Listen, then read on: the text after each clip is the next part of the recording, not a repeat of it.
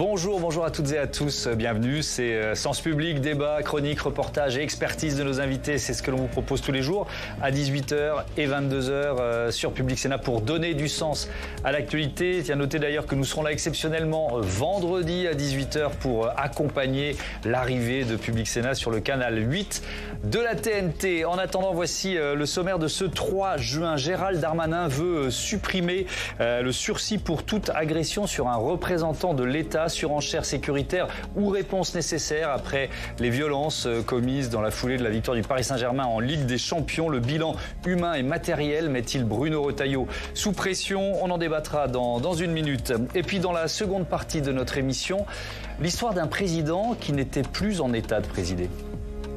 Every single solitary person eligible for what I've been able to do with the COVID, with dealing with everything we have to do with. Look, if I really don't know what he said at the end of that sentence. Un livre intitulé « Le péché originel » vient de sortir aux États-Unis. Il raconte comment Joe Biden et ses proches ont menti aux Américains et au monde entier sur la santé mentale du président. A-t-il offert la Maison-Blanche à Donald Trump en retirant aussi tard sa candidature, bien après ce débat calamiteux dont on vient de voir un extrait? Pendant combien d'années a-t-il dissimulé sa maladie? Réponse dans 3 quarts d'heure. Mais d'abord, donc, la dernière proposition du ministre de la Justice. Il souhaite instaurer une peine minimale de prison ferme pour toute agression d'un représentant de l'État. Flora Sauvage. Après les premières condamnations jugées trop légères des auteurs des violences en marge de la victoire du PSG en Ligue des Champions, Gérald Darmanin a rappelé sa volonté de supprimer les peines de sursis, notamment en cas d'agression envers les représentants de l'État. Au Sénat, la question divise au sein même de la commission des lois. Faut-il supprimer le sursis? Je n'en suis pas sûre totalement. Enfin, tout ça est à expertiser. Changer la politique pénale n'est pas si simple, puisque ça fait des années que nous fonctionnons avec l'idée qu'il ne faut pas sanctionner à la première infraction et sanctionner plus tard. En fait, le principe, c'est de donner beaucoup d'avertissements. Beaucoup trop peut-être. Adopté en avril à l'Assemblée nationale, un texte des députés Horizon propose de créer de très courtes peines. Car depuis 2019, les magistrats ne peuvent plus prononcer des peines de prison ferme inférieures à 1 mois. Les peines avec sursis, ça fait peser une épée de Damoclès et on ne sent pas l'effectivité de la peine. Quoi qu'il en soit, moi, ce qui me paraît essentiel, c'est avant tout donner de la clarté et de la lisibilité pour que, comme je vous le disais, les Français comprennent les peines prononcées, comprennent notre justice et donc aient confiance dans l'institution judiciaire. À gauche, on estime que la suppression du sursis en cas de condamnation à une courte peine n'est pas la solution. Très franchement, je pense que c'est encore une annonce pour une annonce. Nous, en tout cas, ce qu'on est en train de constituer dans notre mission d'information, c'est qu'on est allé aux Pays-Bas pour aller voir la question des peines très courtes, parce que c'était une proposition qui était faite et en fait, les Pays-Bas en reviennent. Dans un courrier adressé aux magistrats le mois dernier, le ministre de la Justice propose de revoir l'éventail des peines prévues par le Code pénal afin que les condamnations soient à la hauteur des violences. Après ces violences urbaines, faut-il durcir la réponse pénale? Est-ce une surenchère sécuritaire ou au contraire une réponse nécessaire? On en débat avec Max Brisson, bonsoir. Bonsoir. Bienvenue, vous êtes sénateur LR des Pyrénées-Atlantiques. Mathieu Quinquis, bonsoir et bienvenue. Bonsoir. Vous êtes avocat, président de la section française de l'Observatoire international des prisons. Bruno Cotrez, bonsoir. Bonsoir. Bienvenue à vous aussi, chercheur au CEVIPOF. Vous êtes enseignant à Sciences Po et vous publiez avec Anne Muxel le vote sans issue chronique électorale 2024. C'est aux presses universitaires de Grenoble. Et Sophie Dravinel. Bonsoir Sophie. Bonsoir Thomas. Bienvenue à vous, éditorialiste politique. Question très générale pour commencer, Max Brisson. Que vous inspire cette proposition de Gérald Darmanin? On est dans une surenchère darmanesque hebdomadaire. On a eu l'argent liquide sur le narcotrafic, on a eu les quartiers de haute sécurité en Guyane. Je ne pense pas que ça soit bon au lendemain d'émeutes, au lendemain de troubles extrêmement forts, d'être ainsi dans la petite phrase pour essayer de tirer la couverture à soi. Il y a un vrai sujet sur le sentiment d'impunité, il y a un vrai sujet sur la politique pénale, comme l'a évoqué tout à l'heure la présidente de la commission des lois du Sénat, Muriel Jourda, mais de grâce évitons ces petites phrases qui ne servent à rien, sinon enflammer le débat public, et nous n'en avons pas besoin. Mais M. Darmanin est comptable quand même de beaucoup de choses, il est ministre depuis 2017, il a été 4 ans ministre de l'Intérieur. pourquoi n'a-t-il pas plutôt mis en œuvre tout ce qu'il nous annonce de manière hebdomadaire depuis qu'il est certainement candidat à l'élection présidentielle? Alors ça pose vraiment ce que vous venez de nous dire, les deux piliers de notre débat. On va à la fois se poser la question de la réponse sécuritaire, pénale, et puis de la récupération politique de cette thématique. Mathieu Quinquis, peut-être un peu de pédagogie. Le sursis, ça existe depuis quand et dans notre code pénal? Et puis à quoi ça sert, quoi? Quel est son sens? Le sursis, c'est une disposition qui existe depuis plus d'un siècle dans le code pénal. C'est une mesure effectivement d'avertissement, mais c'est une sanction néanmoins. C'est une épée au-dessus de la tête de chaque personne qui est condamnée et qui, pendant un certain nombre d'années, en l'occurrence 5 ans, ne doit pas commettre de nouvelles infractions. On va dire que c'est le minimum, et effectivement, c'est le minimum. Néanmoins, c'est une peine qui, si elle est révoquée, si demain, la personne est condamnée pour une nouvelle infraction, elle sera d'une part condamnée pour ces nouveaux faits, mais d'autre part, le juge aura la possibilité de mettre à exécution la peine anciennement prononcée et donc d'une certaine manière de doubler ou tripler, de cumuler tout à fait les peines prononcées. Mais est-ce que c'est ressenti, puisque là je me pose la question de ceux qui ont cassé après la victoire du PSG et qui sortent finalement du tribunal libres. Est-ce qu'ils le ressentent, ça, oui ou non? C'est une vraie question posée ce soir.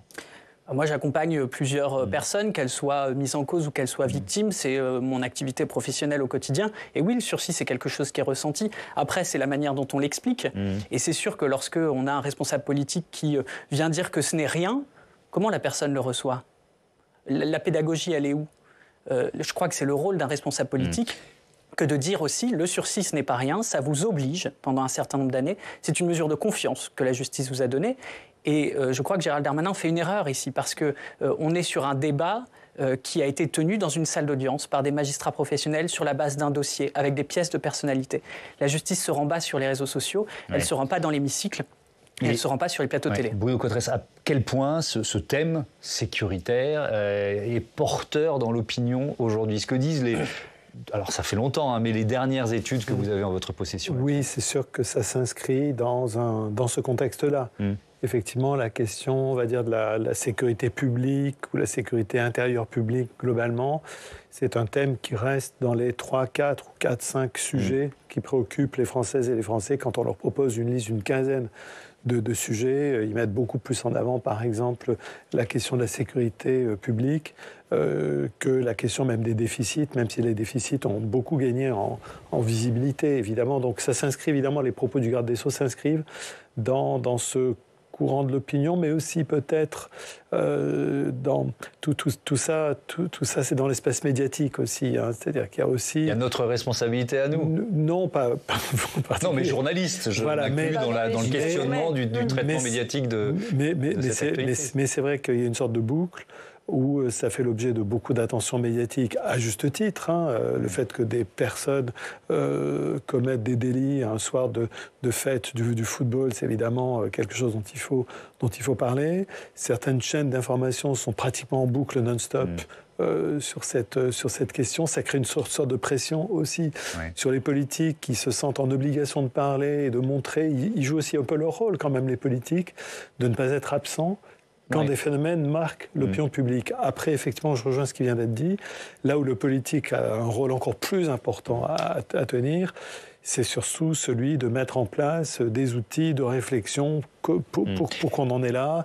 Que savons-nous effectivement du taux de personnes qui sont condamnées à un sursis et qui ultérieurement commettent à nouveau de nouveaux délits? Ça serait bien qu'on objective de ce point de vue-là qu'on objective les choses. Et je pense effectivement qu'on serait bienvenu de disposer de données qui nous disent quel est le ressenti. Parce que je crois aussi que c'est vite fait de dire qu'une condamnation avec sursis est quelque chose qui n'est pas ressenti. Ouais. Sur le fond, Max Brisson, les peines qui ont été prononcées contre les casseurs ce week-end, comment vous les percevez, vous? Il y a un instant, je crois avoir purgé la forme. Et la forme qui a été exprimée par le garde des Sceaux m'a déplu, je crois l'avoir dit clairement. On l'a bien compris. En revanche, il y a un vrai débat. En effet, moi je crois en effet que les Français aujourd'hui, lorsqu'ils voient des jeunes sortir quasiment goguenards du tribunal, la version éducative du sursis, quand on brûle des voitures un soir de victoire du Paris Saint-Germain, je pense qu'elle n'est pas au rendez-vous. Je pense que la sanction ne tombe pas. Et ce que retiennent ces jeunes, c'est qu'il n'y a pas de sanction. Et qu'il y a donc de l'impunité. Et que donc on peut casser des voitures, briser des voitures, s'attaquer aux policiers, briser des vitrines, et que l'on est dans l'impunité. Le discours que vous avez tenu, maître, c'est un discours que l'on entend depuis longtemps. Peut-être qu'il y a un besoin de rupture. Peut-être que la société aujourd'hui entend désormais avoir davantage de fermeté, davantage de réponses immédiates. Moi, je suis un vieux professeur et je dis que pendant longtemps, on a été quand même dans la sanction immédiate, à un certain âge, quand ce sont des jeunes, 14, 15, 16 ans, sont des mineurs souvent. À un moment donné, quand même, la sanction immédiate, c'est une réponse éducative. On en est sorti par le discours dominant depuis ces 30 ou 40 dernières années. Je pense que la société nous demande aujourd'hui d'en sortir. C'est quoi le discours dominant? C'est la culture de l'excuse? Le discours dominant, c'est l'excuse juvénile. Ouais. Le discours dominant, c'est le fait, en effet, ce qui a très bien été expliqué tout à l'heure, que le sursis est éducatif. Bon. Il est possible quand même aujourd'hui que ce type de réponse ne soit plus adapté. On peut poser le débat en toute sérénité. Mathieu Quinquis va pouvoir répondre, mais Sophie voulait prendre la parole. Une question dans ce cadre-là. Comment fait-on dans l'état actuel des capacités de la justice à accueillir... Bien sûr.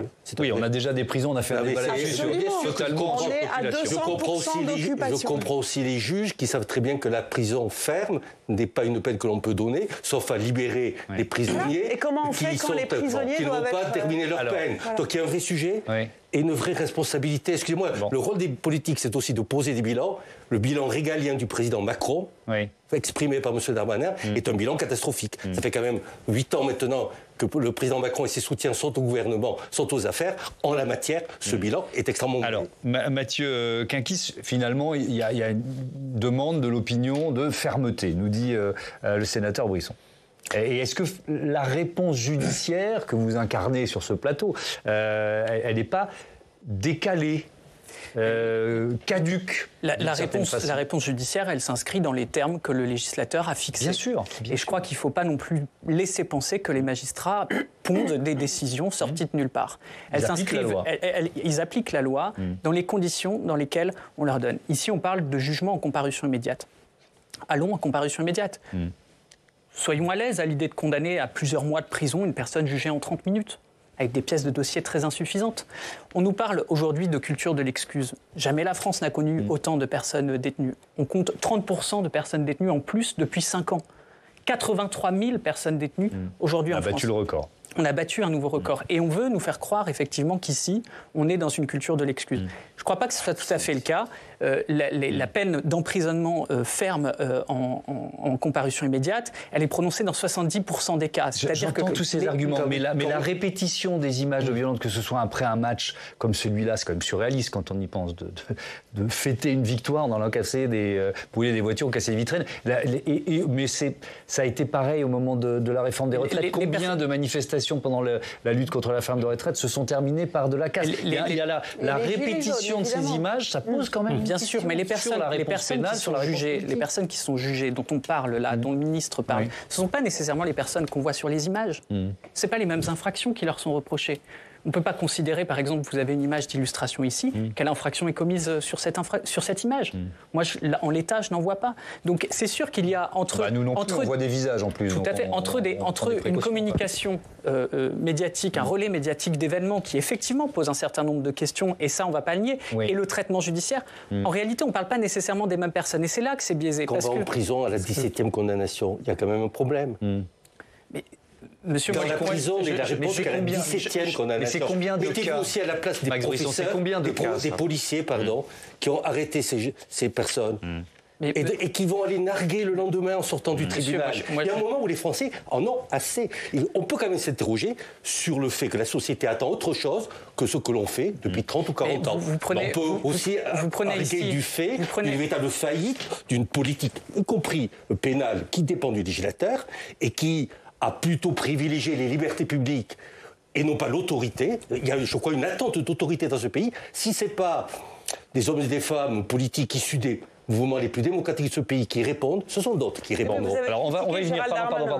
Pardon, Sophie. Oui, parce qu'il est responsable d'un bilan. On n'a pas entendu ce que vous disiez. Je ne soutiens pas le gouvernement depuis 2017. Je disais que le sénateur critiquait en même temps la fermeté affirmée de Gérald Darmanin. Oui, mais on l'a bien compris. Bon, ça vous l'avez déjà dit. Vous nous l'avez déjà dit. Et vous faites référence à une autre réponse politique. Évidemment, c'est celle du Rassemblement national qui ne se prive pas de rappeler à Gérald Darmanin tout ce que Marine Le Pen ou Jordan Bardella ont pu proposer en matière sécuritaire. C'était à l'Assemblée cet après-midi avec Philippe Ballard. Voilà quelques mesures portées par Marine Le Pen lors de la présidentielle de 2022, des législatives de 2024 par Jordan Bardella. Peine minimale automatique dès la première condamnation, peine plancher pour les récidivistes, suppression des allocations familiales pour les parents de mineurs récidivistes, présomption de légitime défense pour les forces de l'ordre, construction de places de prison et centres éducatifs fermés, abaissement de l'excuse de minorité, construction et adaptation aux constructions de places de prison et de centres fermés, à l'application du principe tu casses, tu payes. Les Français en ont marre. Agissez ou laissez-nous votre place, ça sera sûrement plus efficace. Les Français en ont marre, même formule que celle que vous avez prononcée à l'instant, avec un enjeu, un double enjeu électoral évidemment. Il y a les élections municipales dans 10 mois et la présidentielle a priori dans 2 ans. Bruno Cotresse, est-ce que ça veut dire qu'il y a une sorte de compte à rebours pour ceux qui sont aux affaires, pour prendre des mesures les plus sécuritaires possibles et en voir les effets, c'est ça qui est compliqué, avant ces échéances électorales? Oui, je trouve que c'est une remarque assez judicieuse. Effectivement, le compte à rebours a commencé. Pour Emmanuel Macron, le sablier s'est renversé. Maintenant, tous les acteurs politiques regardent progressivement le président Macron comme un futur ex-président. Le compte à rebours de la présidentielle est enclenché très largement par de nombreux acteurs déjà en fait. Et c'est vrai que sur cette question, l'efficacité de l'action publique en matière de sécurité, effectivement, les sortants auront des comptes à rendre. C'est normal, on est en démocratie, il est bien normal que les sortants rendent des comptes. Donc effectivement, plusieurs des acteurs viennent se positionner sur ce terrain. Ils ont bien compris que l'opinion est très sensible. La cote de popularité de Gérald Darmanin, quand on l'a su, on voit qu'il a augmenté. Bruno Retailleau aussi. Quand on regarde sur une trentaine de personnalités, les Français mettent Bruno Retailleau en numéro 4, 5, Gérald Darmanin en numéro 5, 6. Darmanin, dans l'électorat LR, il est assez populaire encore. Dans l'électorat macroniste, il est encore assez populaire. Dans l'électorat RN, il est un des seuls membres du gouvernement, peut-être même le seul membre du gouvernement qui est dans leur classement des 10 personnalités préférées. Donc voilà, on voit qu'il a quelque chose à capitaliser. Il a été ministre de l'Intérieur, il est garde des Sceaux maintenant. Donc il veut profiter à fond de cette incarnation des fonctions de sécurité intérieure. Max Brisson, est-ce que vous n'êtes pas tous de Gérald Darmanin à Bruno Retailleau, on va parler aussi de l'actuel ministre de l'Intérieur, en train de courir après le Rassemblement national, finalement, sur ces questions? Vous savez, Bruno Retailleau s'inscrit dans une famille politique dont les valeurs tournent autour de l'autorité de l'ordre. Charles Pasqua a parlé bien avant Madame Le Pen. Excusez-moi, mais avoir peut-être laissé l'autorité, le respect, le fait que dans les salles de classe, il y avait des estrades et que la parole de l'élève ne valait pas la parole du professeur. Avoir démantelé tout cela, ça n'a jamais été obligatoirement les fondements de la famille politique à laquelle j'appartiens, qui est une famille profondément républicaine, mais qui est une famille aussi politique, qui a toujours affirmé avec force, je me rappelle Charles Pasqua, que l'ordre, l'autorité était nécessaire. Il y a eu Nicolas Sarkozy, président de la République. Charles Pasqua, on se souvient du sac quand même, on se souvient de quelques irrégularités. Mais bien avant, le sujet n'est pas... Je ne vois pas du tout le lien avec le sujet. Moi, je réaffirme l'affiliation avec Charles Pasqua, je réaffirme... Écoutez les propos même d'un certain nombre de Jean-Louis Debré lorsqu'il était ministre de l'Intérieur. Excusez-moi, moi je me rappelle aussi à l'époque où certains traitaient Jacques Chirac de facho et le général de Gaulle de faction. Alors ne remontons pas dans l'histoire. La droite est en capacité de tenir un discours d'autorité sans avoir à se référer au Rassemblement national. Excusez-moi, ça appartient au discours de ma famille politique et en la matière, je ne cours pas après le Rassemblement national, mais en revanche, je revendique une politique d'ordre et d'autorité qui est un des marqueurs de la droite. Bruno Cotresse. C'est vraiment intéressant parce qu'on voit à quel point sur cette question, on est au cœur des questions stratégiques pour les Républicains et pour la droite, qui est effectivement de se réapproprier, de ramener au fond la question de la sécurité intérieure, de planter bien le drapeau en disant c'est effectivement la tradition, le parti de l'ordre, on disait à un moment donné à propos de la droite. Et c'est vrai que sur cette question, il y a un enjeu existentiel pour la droite et pour les Républicains. Ils voient bien que sur les questions, ils voient bien que sur les questions économiques, s'ils veulent s'affirmer, il va falloir qu'ils annoncent beaucoup de mauvaises nouvelles.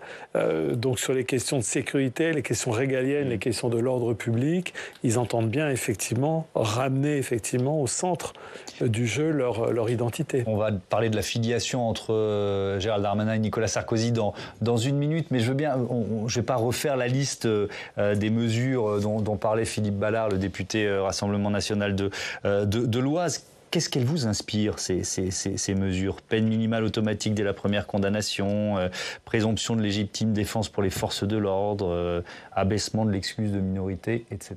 etc. C'est la rhétorique classique. Un certain nombre d'entre elles ont été expérimentées et le Parlement est largement revenu dessus. Les peines minimales, ça existait avant 1994, avant le nouveau code pénal. On continue d'appeler le nouveau code pénal, mais ça fait quand même près de 30 ans, plus de 30 ans qu'il est là. Elles existaient avant et puis le Parlement est revenu dessus. Les peines planchées ont aussi été expérimentées sous le quinquennat de Nicolas Sarkozy et sous certaines parties du quinquennat de François Hollande. Et le Parlement est revenu dessus parce que ces effets ont été absolument délétères. Le caractère dissuasif de ces peines n'est pas démontré. Une étude récente a été publiée l'année dernière et montre que non seulement c'est pas efficace, on n'atteint pas l'objectif, mais qu'en plus c'est extrêmement coûteux parce qu'il faut aussi s'interroger à un moment où vous évoquez la question du budget et des dépenses publiques, le coût de ces propositions. Le coût, il y a un coût humain, il y a un coût aussi financier, parce qu'on n'a pas de place de prison. Ça coûte des millions d'euros d'en construire. On en construit depuis 40 ans pour connaître aujourd'hui un état de surpopulation jamais atteint. Les réponses doivent être ailleurs, dans des dispositifs qui sont loin d'être laxistes. Je crois que... un membre de votre famille politique a expérimenté le bracelet électronique et s'en est rapidement plaint, compte tenu des contraintes qu'il générait sur son quotidien. Un président de la République a cherché aussi récemment à s'en dispenser plus rapidement que prévu. On voit bien qu'en réalité, derrière le discours, lorsque les gens éprouvent dans leur chair ce que sont ces sanctions pénales, eh bien, c'est pas tout à fait la même chose et qu'elles marquent, elles pèsent, elles ont un impact aussi sur la vie de famille, sur leur insertion sociale. Et donc, il faut en tenir compte parce qu'il faut sortir de ce discours un peu simpliste. Alors, on va effectivement revenir au pilier, on va dire, plus politique de notre débat. et cette filiation qui est vraiment revendiquée, filiation spirituelle entre Gérald Darmanin et Nicolas Sarkozy. Alors Nicolas, oui, absolument. Avec Nicolas Sarkozy. Est-ce que vous connaissez, Thomas, Ambition intime? Bien sûr. Vous connaissez, voilà. On la connaît tous, cette émission. Et les politiques, généralement, l'aiment beaucoup. Pourquoi? Parce qu'elle rappelle des temps de campagne. On y a une animatrice star. Et l'émotion, la confession, la pipolisation, tout ça, ça rime avec ambition. Et puis, à 2 ans de la prochaine présidentielle, donc elle se tient à nouveau. Et ce sont les prémices de la campagne. Et donc, Gérald Darmanin était dimanche l'un des 3 invités de cette émission, première édition. Et quel homme politique a été interrogé face à lui pour parler de lui? Eh bien, c'était Nicolas Sarkozy. Forcément, les liens entre les deux sont connus. Il y a de l'admiration réciproque. Et je cite l'ancien chef de l'État qui a été interrogé dans le cadre de cette émission. « Je me souviens très bien, dit donc Nicolas Sarkozy, de la première rencontre avec Gérald. Je trouvais qu'il avait l'œil qui pétillait et j'ai senti qu'il y avait qu'il avait chez lui quelque chose de très rare en politique, c'est la fibre populaire. Peut-être qu'il me rappelait le jeune homme que j'avais été à ce moment-là de l'émission, plan resserré sur le visage de Gérald Darmanin, la tête légèrement pensée, grand sourire, petite musique d'ambiance, très douce, mais pétillante elle aussi. » Est-ce que ça veut dire que Nicolas Sarkozy a choisi son candidat pour 2027 ? Eh bien écoutez, en tout cas, je l'ignore, mais à l'évidence, Gérald Darmanin, lui, a désigné son père spirituel. Ministre de la Justice sous Emmanuel Macron, il se projette en Nicolas Sarkozy, qui avait été nommé, on s'en souvient, ministre de l'Intérieur sous Jacques Chirac, il y a exactement 20 ans. C'était en juin 2005. Oui. Et j'ai une grande admiration pour lui, a-t-il encore confié à Karine Le Marchand ce dimanche, comme si on l'ignorait. Avec un mantra de l'ancien président repris à son compte par Gérald Darmanin, tout ce qu'on peut faire dans les 5 minutes, eh bien, il faut le faire. Ces années-là sont celles d'une banlieue qui faillait nettoyer au Karcher, on s'en souvient tous encore. L'expression avait été employée en 2005 après une fusillade entre bandes à La Courneuve ayant causé la mort d'un enfant de 11 ans. Et le parallèle en agace pourtant quelques-uns. Oui, absolument, parce que certains me disent « mais ils n'ont rien à voir, Gérald Darmanin et Nicolas Sarkozy ». C'est un acteur important de l'époque qui me le dit. La campagne de 2007 était calme, les meetings étaient silencieux, intelligents, absolument pas agités. Nicolas Sarkozy était sincère, il n'avait rien du politicien attaché au coup de communication. Ça, c'est le bon coup pour Gérald Darmanin. Autre commentaire de cet acteur de l'époque, Nicolas Sarkozy, lui, n'aurait jamais fait l'erreur de considérer que la société se droitise lorsqu'en réalité, elle se radicalise. Merci Sophie. Tiens, je veux bien vous entendre là-dessus. Elle se droitise ou elle se radicalise, la société française? Je crois les deux à la fois. Ouais. Tout simplement, le débat est de plus en plus clivant, le débat est de plus en plus radical. Mais la société aspire à des formes d'autorité. Elle se droitise parce qu'il y a une gauche aussi qui fut longtemps porteur d'un discours d'autorité et qui a abandonné ce discours. Moi, j'ai le souvenir d'instituteurs qui tous étaient communistes. Ils fixaient une ligne sur un crayon, sur une feuille de papier. Ils disaient « ça, c'est autorisé ». Ça, c'est interdit. Vous ne croyez pas que Jean-Luc Mélenchon incarne cette... Non, certainement pas. Ils étaient communistes et progressistes. Ils fixaient des repères. Et les jeunes savaient que lorsqu'on franchissait la ligne, la sanction tombait. Et ils étaient des hommes de gauche. Mais cette gauche qui incarnait l'autorité, cette gauche a disparu.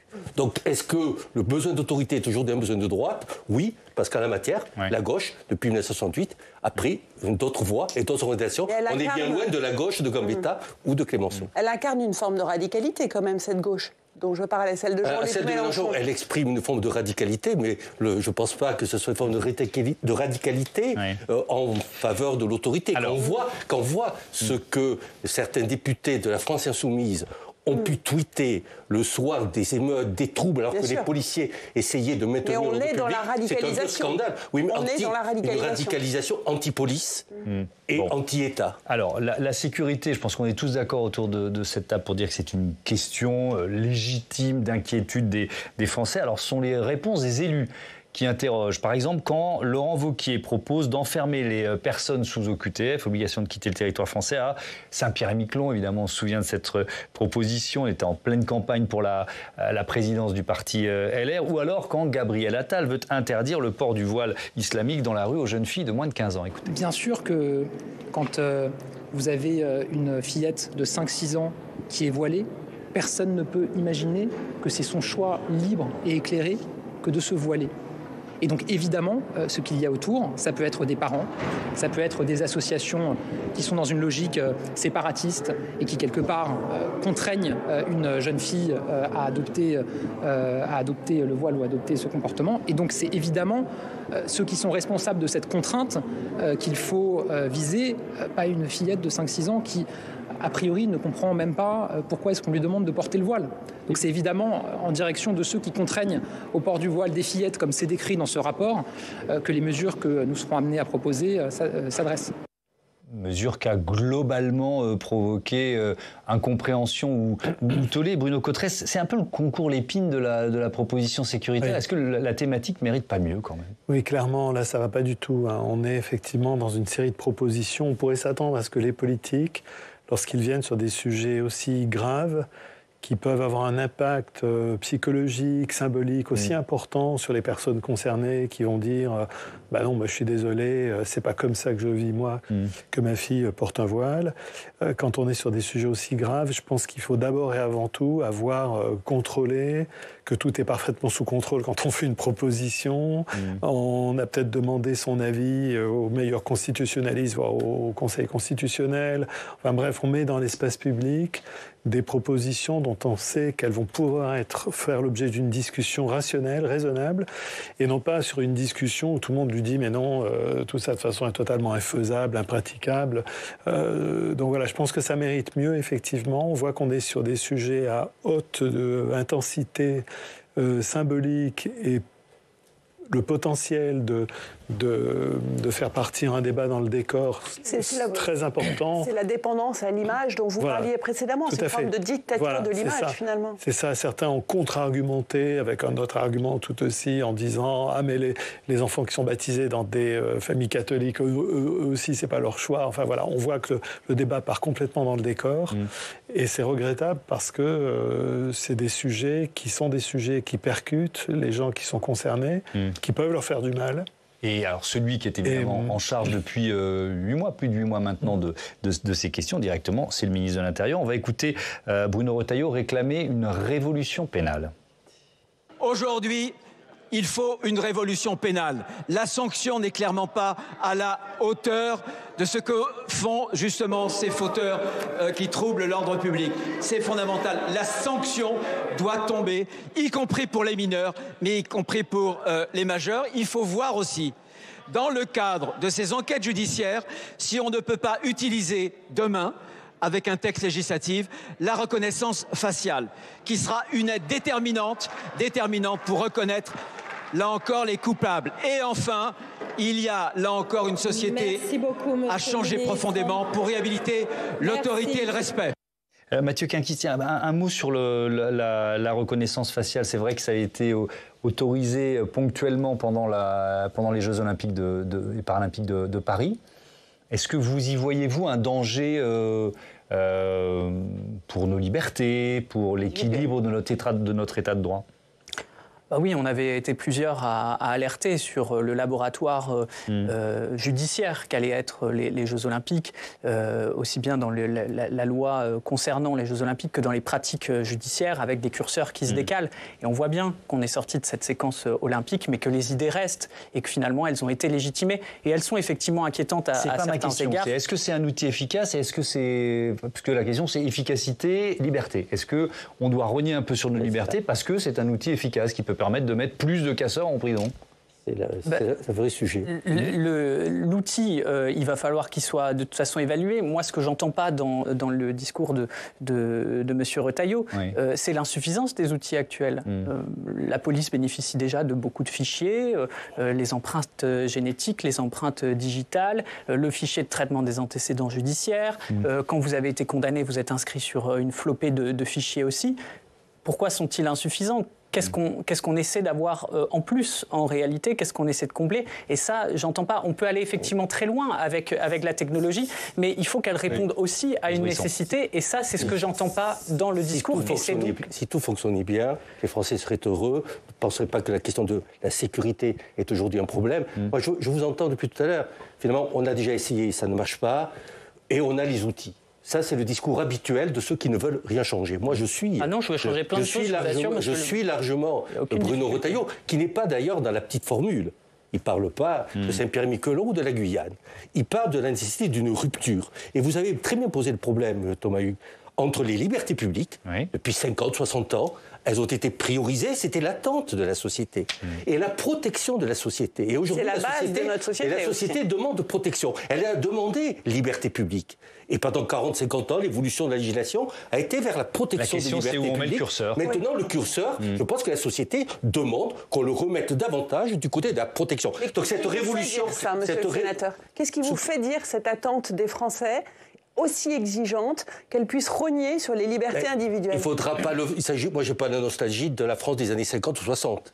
On ne reviendra pas à la France des années 50-60. Il faut bien sûr l'inscrire dans nos sociétés modernes, nos sociétés numériques, nos sociétés de liberté de déplacement. Mais il n'empêche qu'aujourd'hui, on s'aperçoit que les réponses qui sont données ne protègent plus. Donc, on peut quand même s'interroger, quelle politique pénale, quelle politique pénitentiaire, quelle effectivité de la peine? Ces questions méritent d'être posées, pas par des formules à la Darmanin, mais par un vrai débat de fond. Et j'espère que l'élection présidentielle permettra de poser ces sujets. Un mot de réponse, et ensuite on parle de ces phrases de politique qui deviennent ou non des lois et de vrais changements dans nos vies. Il y a quand même un sujet, moi je les cherche, les lois qui ont consacré les libertés publiques ces dernières années. Enfin, je crois qu'il faut quand même être... Non, mais il faut être assez sérieux et assez lucide.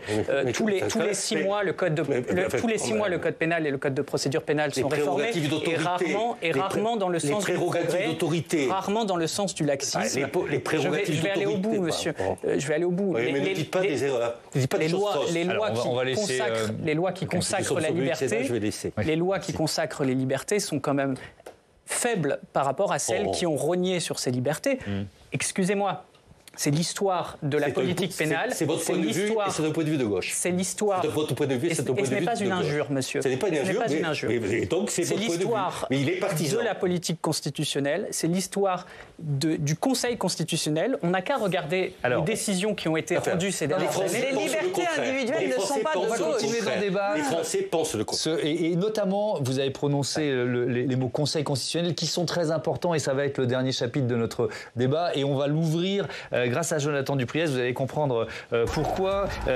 Bienvenue Jonathan avec ces phrases de politique sur lesquelles vous allez vous appuyer. C'était voilà l'angle, votre mission décidée ensemble ce matin, des phrases en réaction à l'actualité qui débouchent sur de nouveaux textes de loi. Qu'est-ce que ça donne ? Voilà, c'est vrai que ça peut arriver, Thomas. Ces dernières années, le gouvernement ou les parlementaires ont pu tenter à plusieurs reprises de changer la loi, souvent pour la durcir en réaction soit à l'actualité, soit à un fait qui a ému l'opinion. L'un des derniers exemples en date, je reviens en 2023, les émeutes embrasent la France après la mort du jeune Naël tué par un policier. Et donc pendant plusieurs jours, la France est dans cette spirale de violence qui engendrera 1 milliard d'euros aussi de dégâts dans l'espace public. Alors pour faire face à ces très jeunes émeutiers, à ces violences de très jeunes émeutiers, eh bien, un peu plus tard, Gabriel Attal s'engouffre dans la brèche et il propose de durcir la justice des mineurs. Et il résumait l'enjeu de son texte en février dernier à l'Assemblée nationale. On l'écoute. Est-ce qu'on accepte la dérive d'une partie de notre jeunesse? Est-ce qu'on croit vraiment que les jeunes de 2025 sont les mêmes que ceux de 1945, alors que les mineurs aujourd'hui sont 2 fois plus représentés dans les affaires de coups et blessures que le reste de la population? Voilà Thomas, et dans ce texte, il y a de nombreuses mesures qui ont fait polémique, notamment la création d'une amende civile pour les parents qui ne répondraient pas aux convocations aux audiences, ou encore la mise en place, et ça c'était encore le point le plus polémique, très décrié, d'une procédure de comparution immédiate pour les jeunes récidivistes à partir de 16 ans. Et donc c'est l'objet de notre chronique. Il en est où ce texte ? Alors, il a été définitivement adopté malgré une opposition très forte de la gauche. C'était le 19 mai dernier, mais plusieurs députés LFI et des communistes ont saisi le Conseil constitutionnel, vous en parliez, estimant que cette proposition de loi, elle portait atteinte à l'intérêt supérieur de l'enfant et la décision est attendue prochainement. Et c'est vrai que c'est pas la première fois, il y a certaines propositions de loi de ce type, on va dire, qui sont vidés de leur substance par le Conseil constitutionnel. Tout à fait. Et je reviens là on repart en 2019. C'était la loi anti-casseurs. Ça doit vous dire quelque chose. Après les violences du mouvement des Gilets jaunes, à l'époque, Bruno Retailleau, qui était encore le patron des sénateurs LR ici, il a fait voter un texte avec une panoplie de mesures très droitières. Parmi les plus controversées, c'était la possibilité laissée au préfet d'interdire à certains individus de manifester à certaines conditions. Mais ce texte assez dur avait été repris par le gouvernement ensuite. C'était un fait d'actualité aussi. Il y avait la porte d'un ministère qui avait été enfoncée, je ne sais pas si vous vous souvenez. Et donc, Édouard Philippe avait ensuite repoussé ce texte. Mais donc, cette disposition la plus polémique, celle d'interdiction de manifester, eh bien, elle a été censurée par le Conseil constitutionnel. Donc, les sages, ils ont estimé qu'en fait, cette disposition, eh bien, elle contrevenait à l'article 11 de la Déclaration des droits de l'homme et du citoyen de 1789 sur la liberté d'expression. Et à l'époque, Bruno Retailleau, eh bien, il était prêt à contre-attaquer et à maintenir la pression sur le gouvernement et pourquoi pas même déposer un nouveau texte. Écoutez, c'était en 2019 donc. Le Conseil constitutionnel n'a pas empêché le Parlement de légiférer sur une possibilité d'une interdiction préfectorale, mais ce sont les modalités qu'il a en réalité censurées. Donc moi, j'attendais du gouvernement qu'il puisse réagir, mais en réalité, là aussi, il n'y a pas eu de courage de réagir. Il est clair que si le gouvernement ne prend pas ses responsabilités, nous les prendrons.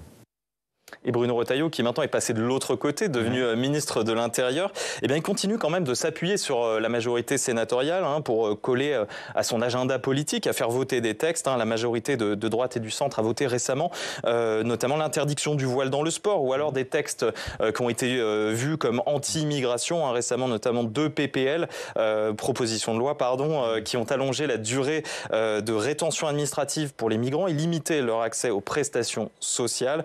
Mais elles n'iront peut-être pas plus loin que le Palais du Luxembourg. Il faudrait pour ça que l'Assemblée nationale s'en saisisse et l'inscrive à l'ordre du jour. Merci Jonathan. J'avais un petit sourire parce qu'on ne dit pas PPL. Non, c'est vrai, c'est du jargon. Nous, dans la rédaction, on peut, mais pas quand on est à l'antenne. Merci beaucoup. Jonathan, il nous reste moins de 5 minutes. Malheureusement, c'est passé trop vite. Mais le Conseil constitutionnel, Bruno Cotrez, si on se projette là sur finalement les 2 années qui vont nous mener à la présidentielle, moi, je mettrais un billet sur le fait que ça sera un enjeu récurrent, même si ça peut sembler un peu loin des préoccupations des Français. Sans doute parce que, vu le climat, les thématiques sécuritaires, qui sont thématiques sur lesquelles le Conseil constitutionnel de longue date est appelé à se prononcer. Il est saisi depuis très très très longtemps sur ces questions parce qu'elles touchent effectivement au cœur du système politique. Je parle devant d'éminents juristes, donc voilà, mais voilà, on retrouve le balancier classique, les libertés publiques, la protection de l'intérêt supérieur de la société. Voilà, donc c'est pas étonnant que le Conseil constitutionnel soit amené à jouer ce rôle, d'autant que la période politique dans laquelle nous sommes est une période extrêmement confuse, avec une situation politique très, très, très compliquée, qui est perçue comme complètement hermétique pour la plupart de la population et complètement bloquée. Donc il est central, il est même fondamental en démocratie qu'on ait des institutions qui incarnent la sagesse, ils portent bien leur nom, les sages, normalement, qui incarnent la sagesse et surtout qui incarnent et qui font la pédagogie qu'un système démocratique qui va bien, c'est un système démocratique qui actionne sur plusieurs leviers. Il est bien que les personnalités politiques fassent des propositions, y compris des fois quand elles ont un côté un peu provoquant, mais il est bien que les institutions recadrent, remettent de la sagesse, du temps long aussi, qui est très important en n'oubliant pas, bien légiférer. En n'oubliant pas, malgré tout, qu'en démocratie, c'est le peuple souverain qui décide. Bien sûr. Et que si le peuple souverain veut remettre en cause un certain nombre des jurisprudences du Conseil constitutionnel, le référendum le permet. Il sera posé quand même la question de lois référendaires qui permettront de rétablir cet équilibre entre liberté publique et protection de la société. Parce que le Conseil constitutionnel ne pourra pas s'opposer au vote, faire passer ces textes. Parce que le Conseil constitutionnel ne pourra pas s'opposer au vote du peuple souverain. Et qu'en démocratie, l'équilibre des pouvoirs, c'est important, mais le respect du vote du peuple souverain, c'est aussi très important. Mais le Conseil constitutionnel ne fait qu'appliquer notre Constitution. Est-ce que ça veut dire qu'elle aussi, elle est décalée par rapport à la réalité d'aujourd'hui ? Il interprète par rapport aux mêmes interprétations qui pouvaient être faites il y a 20 ou 30 ans. Il est aussi dans la société, le Conseil constitutionnel, mais il est aussi dans cette vision que j'ai dénoncée pendant cette émission, de cet équilibre entre protection de la société et liberté publique. Je crois qu'il faut aussi que le Conseil constitutionnel entende ce que veut le peuple souverain. Vous savez, dans l'histoire, quand les parlements et les instances de justice n'ont pas entendu ce que voulait le peuple, ça s'est très mal terminé. Mathieu Quinquis, votre réaction ? Oui, je crois que le Conseil constitutionnel, il interprète les textes qui lui sont présentés à l'aune de valeurs qu'on considère comme fondamentales et qui nous précèdent et qui nous succéderont tous.